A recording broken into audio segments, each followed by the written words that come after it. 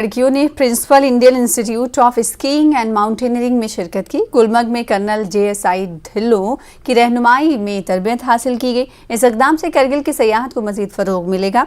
वक्त के साथ साथ करगिल की ख़वातीन भी हर मैदान में तरक्की कर रही हैं।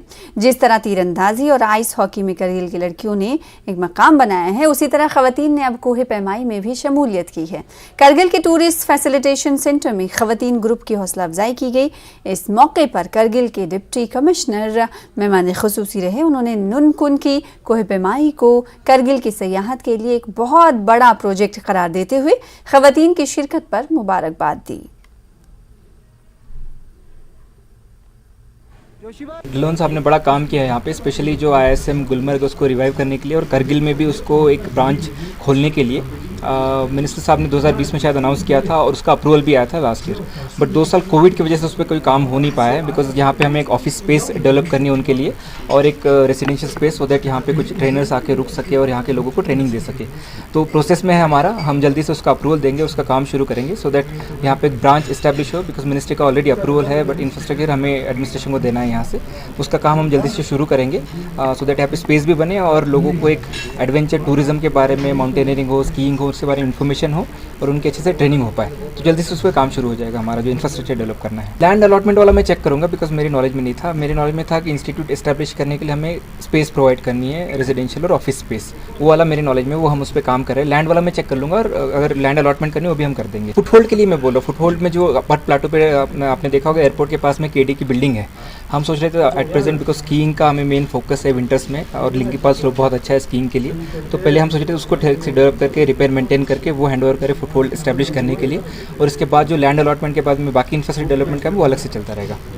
तो मेरा नाम योगेश जोशी है और मैं जयपुर राजस्थान से आया हूँ और ये ट्रैकिंग कोर्स में मैंने पार्टिसिपेट किया। सबसे पहले तो कारगिल जब सुना तब मुझे तो दिमाग में यही था कि वॉर के हिसाब से कारगिल में लोग थोड़े ऑर्थोडॉक्स टाइप के होंगे, बट यहाँ आके जब पता चला कि यहाँ बड़ा लिबरल है, काफ़ी अच्छा माहौल है, जो हमारे दिमाग में परसेप्शन था वैसा नहीं है और काफ़ी अच्छा महसूस हुआ मुझे। हम सब लोग घुल मिल गए थे, 20 लोग थे ट्रैकिंग कोर्स में जो ISM गुलमर्ग ने करवाया था। और सर हम 10 दिन के कोर्स के दौरान काफ़ी कुछ चीज़ें सीखे। हमने एक्लेमेटाइजेशन हर स्टेप पे करते हुए गए, क्योंकि हम तो बाहर से आए थे, जयपुर से थे, मुंबई से थे, अलग अलग जगह से थे, लखनऊ, चंडीगढ़।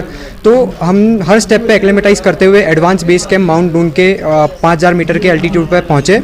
और इसके लिए मैं खास करके शुक्रिया अदा करना चाहूँगा कर्नल ढिल्लों का, जिन्होंने ये कोर्स को ऑर्गेनाइज़ करवाया, और हमारे खास करके इंस्ट्रक्टर का, जिन्होंने सैयद शमसुद्दीन सर जी है, मंजूर सर है, और उन्होंने काफ़ी हमको गाइड किया, हमें एक नई ऊंचाइयों तक पहुंचाया। तो मैं उनका सभी का शुक्रिया अदा करना चाहूँगा। कारगिल के लोकल अथॉरिटीज़ का, जिन्होंने हमें कारगिल में ये एक्टिविटी करने की परमिशन, सपोर्ट प्रोवाइड किया। जब माउंट नून के एडवांस बेस कैंप पे गए थे तब की आज से 50 साल पहले वहाँ ग्लेशियर हुआ करता था, लेकिन आजकल वो सारा बंजर दिखता है, पत्थर दिखता है, ग्लेशियर वहाँ बिल्कुल नहीं है। तो पिछले 50 साल में वो सारा ग्लेशियर पिघल चुका है। तो हमने एक प्रिंसिपल के साथ हम वहाँ गए थे कि नो ट्रैश पॉलिसी, ये प्रिंसिपल के साथ हमने एडवेंचर एक्टिविटीज़ की। हमने वहाँ बिल्कुल कचरा नहीं छोड़ा। जो हम चीज़ें साथ में कारगिल से लेके गए थे वो वापस कारगिल में ही लाके छोड़ा। मैं खुदा का शुक्र करता हूँ कि हम ऐसी जगह पे हैं, कारगिल जैसी जगह पे है, जहाँ पर टूरिज़म का, एडवेंचर स्पोर्ट का पोटेंशियल बहुत ज़्यादा है। और जहाँ तक इस कोर्स की मैं बात करूँ तो ये कोर्स पहली बार हो रहा है, ट्रैकिंग कोर्स कारगिल में, जो Indian institute of skiing and mountaineering और कोलैबोरेशन हुआ था टूरिज़म डिपार्टमेंट के साथ, जिसमें हमारे Ladakh ski and snowboard association के सारे इंस्ट्रक्टर्स थे। तो जहाँ तक पोटेंशियल की बात है सर, कारगिल में बहुत सी चीज़ों का बहुत ज़्यादा पोटेंशियल है। अगर हम विंटर में बात करें तो स्कीइंग का है, और समर में राफ्टिंग का और ट्रैकिंग का, माउंटेनियरिंग का। और मैं ये बताता चलूँ कि सबसे पहले तो हमारे यहाँ लद्दाख में सबसे highest peak mount Noon and कुन है सर, जो हमारे कारगिल के लिए और स्पेशली होल लद्दाख के लिए एक एसेट है।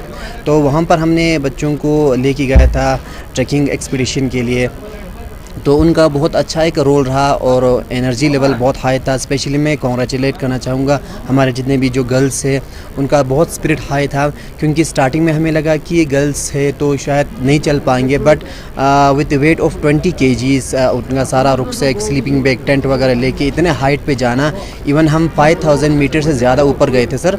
तो वहाँ तक ये लोग जाना, स्टेमिना ये बताता है सर कि यहाँ के लोगों में कितना पोटेंशियल है और लोगों में कितना स्टेमिना है। मेरा नाम कनीस फातिमा है है और मैंने इस ट्रैकिंग में बहुत कुछ सीखा जैसे कि बैग कैसे पैक करनी है और हमें टेंट कैसे लगाना है और हमें सिबलिंग बैग कैसे पैक करनी है। हमने बहुत कुछ सीखा। हमने ग्लेशियर भी देखा और हम ग्लेशियर की टॉप पे भी पहुंचे थे और हमें बहुत अच्छा फील हुआ कि हम भी ये कर सकते हैं। और मैं थैंक्स कहना चाहती हूँ IISM को एंड मिनिस्ट्री ऑफ टूरिज़म को भी, इंस्ट्रक्टर को भी एंड मैं सारे करगिल की लड़कियों को ये बताना चाहती हूँ कि आप भी ऐसा करें, ऐसा मौके को मत गवाइए, आप भी ऐसे मौके को वो करें।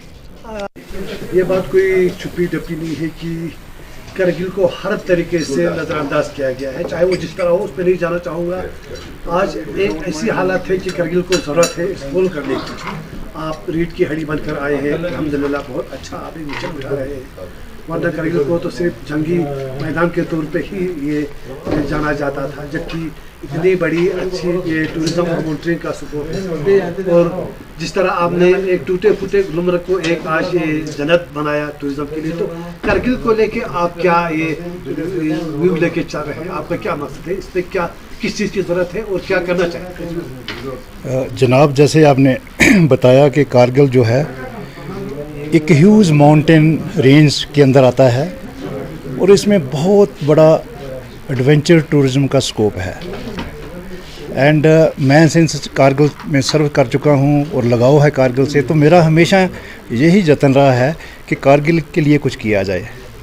जैसे आपने बताया कि कारगिल में ह्यूज पोटेंशियल होने के बावजूद कुछ हिंड्रेंसेस, कोई लिमिटेशन है, जैसे कि कनेक्टिविटी की है और हम विंटर में तो तकरीबन कट ऑफ ही रहते हैं, एयर कनेक्टिविटी नहीं है और लोकल जो बच्चे हैं उनको स्किल करने के लिए प्रॉपर इंस्टीट्यूट नहीं है। तो ये जो चीज़ें हैं, मेरा ख्याल कनेक्टिविटी की इशू धीरे धीरे, जैसे डीसी साहब ने बताया कि रिजॉल्व कर रहे हैं, टनल बन जाएगी तो विंटर में कनेक्टिविटी हो जाएगी।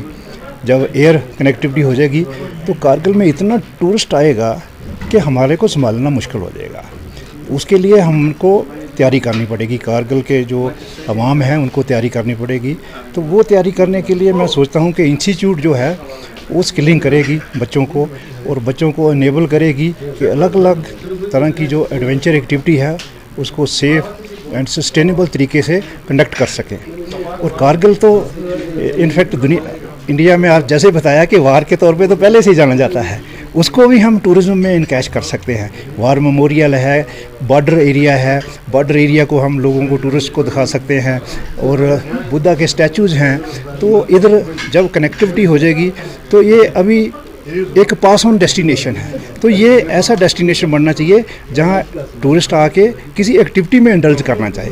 तो वो एक्टिविटी चाहे वो स्कीइंग हो, चाहे वाइट वाटर राफ्टिंग हो, चाहे वो ट्रैकिंग हो, चाहे वो हॉट एयर बलूनिंग हो, चाहे वो पैराग्लाइडिंग हो, अलग अलग एडवेंचर एक्टिविटी का जो स्कोप है, पोटेंशियल है, तो ये बच्चे ट्रेन होंगे तो टूरिस्ट सर्टनली इधर रुकेगा और कारगिल की बहुत ज़्यादा तरक्की होगी। लेके दिस्कत सेल के लोगों ने थुप्स्तान लिंक गोपा की तकमील पर एक तकरीब का इनेकाद किया। इस मौके पर मेहमान खुसूसी की हैसियत से थुस्के रिम्पोचे ने शिरकत की। 2013 में चेसिंग रिम्पोचे की सरबराही में गोपा के तामीरी काम की शुरुआत की गई थी, जबकि इसकी तकमील 2022 में हुई। मेहमान खुसूसी ने गोपा की तकमील पर गाँव के लोगों को मुबारकबाद दी।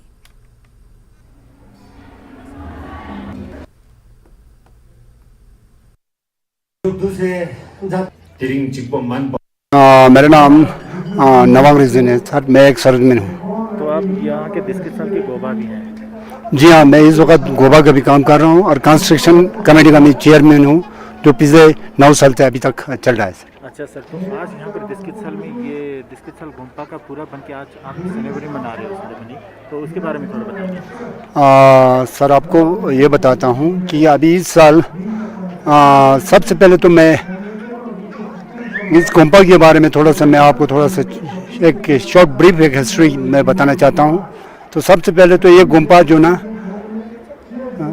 2013 में इसका कंस्ट्रक्शन स्टार्ट हुआ है और उसके बाद जो ना फिर 2022 में ये कंप्लीट हुआ है। तो 2013 में तेने क्याबगुन शेरसंग रिम्पोचे यहाँ पे तशरीफ लाए और उन्होंने फाउंडेशन स्टोन लीड किया था।